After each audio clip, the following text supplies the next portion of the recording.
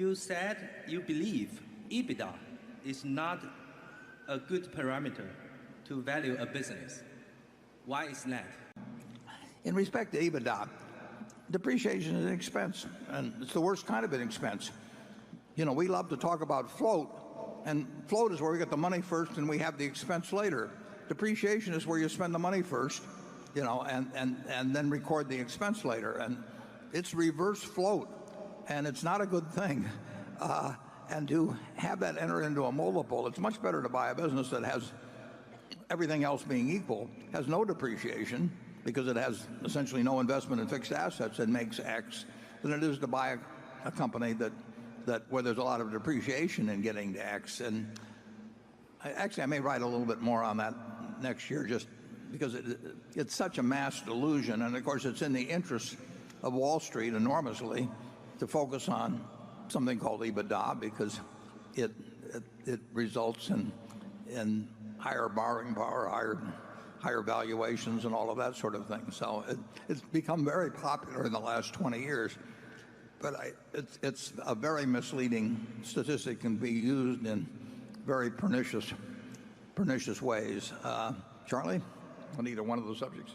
I think you've understated the horrors of the subject and the disgusting nature of the people that brought that term into the valuation of business. It would be like a leasing broker of real estate you had a 1,000 square foot new suite to be leased, and he says it's got 2,000 feet in it. That's not honorable behavior, and that's the way that term got into common usage. Nobody in his right mind would think that depreciation is not an expense. Yeah, but it's very much in the interest of Wall Street. Yes, that's why they did it. Yeah. It made the multiple seem lower. And what's amazing is the way it's accepted, actually. But anyway,